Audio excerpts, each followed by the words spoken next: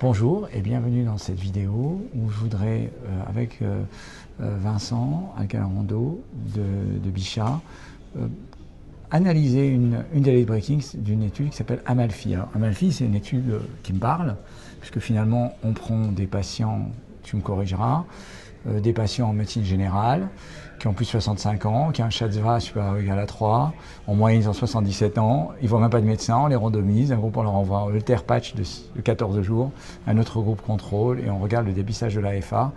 Et le résultat, si on regarde le résultat global, il y a plus de dépistage de l'AFA, avec, je pense qu'on a gagné 23% de plus de dépistage de l'AFA. On a mis plus d'anticoagulants, et à ma connaissance, le résultat, c'est qu'il n'y a pas eu moins d'AVC. Et puis, le diable est dans les détails. L'étude est publiée dans le JAMA, je vous invite à aller la voir. Elle est en libre accès d'ailleurs. Et le hasard fait que je rencontre le professeur Vincent Alcalarando, qui fait son œil acerbe sur les études, qui m'a dit, il y a des petits trucs. Qu'est-ce que tu en penses? L'étude Amalfi, moi j'ai un regard un peu contrasté dessus. D'abord, c'est pas la première étude de dépistage de l'AFA qu'on va arriver.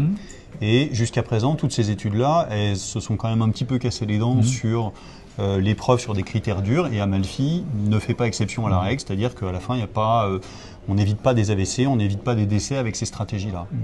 Et puis après, on se rend compte que la stratégie de cette étude-là, elle induit probablement un biais dans la sélection des malades. C'est-à-dire que on a envoyé des tas de mails et des tas de... On a sollicité une très large population, plus de 20 000 patients au départ, pour participer à cette étude-là. Puis à la fin, il y en a 5 000 qui sont randomisés. Et on se rend compte, et les auteurs se sont rendus compte aussi, que probablement ceux qui ont répondu positivement pour se faire randomiser n'étaient pas probablement nés de la dernière pluie. Et ça se voit non seulement chez les patients qui ont eu le patch, où il y en avait déjà beaucoup qui étaient un peu en FA dès le début, et on se dit que probablement en faisant un électrocardiogramme, les 20-30% des patients qui étaient déjà en fibrillation atriale persistante auraient été diagnostiqués. Et puis on se rend compte aussi que dans le groupe contrôle, certes, alors on passe de 5 à 6% de FA, donc il y a une augmentation relative, mais l'augmentation absolue, elle n'est pas si énorme que ça.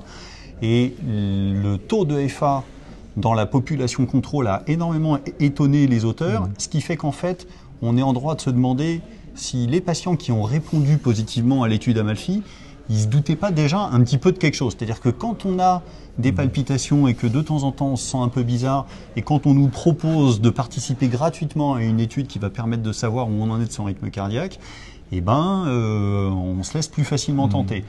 Et donc finalement, il y a peut-être eu un petit biais de sélection chez ces patients-là. Et à la fin, malgré tout ça, on se retrouve avec des patients qu'on ne protège pas plus contre les AVC. Il faut aller voir effectivement l'étude parce que dans l'étude Amalfi, le taux de prescription des anticoagulants, le taux de patients sous anticoagulants était le double des patients en FA. C'est-à-dire qu'il y a aussi là-dedans des patients qui ne se savaient pas ou pour lesquels l'AFA n'était pas diagnostiqué mais qui étaient déjà sous anticoagulants. Et donc pour lequel peut-être que le critère d'AVC était quand même moins pertinent. En gros, peut-être le message pour la pratique, c'est peut-être aussi de sensibiliser les professionnels de santé, les sujets de la population générale à plus dépister, consulter, voire à partir de 75 ans. C'est ça, mais que les grandes stratégies utilisant des appareils spécifiques n'ont pas encore fait leur preuve, en tout cas sur des critères durs. Merci beaucoup Vincent, merci à tous, à très bientôt.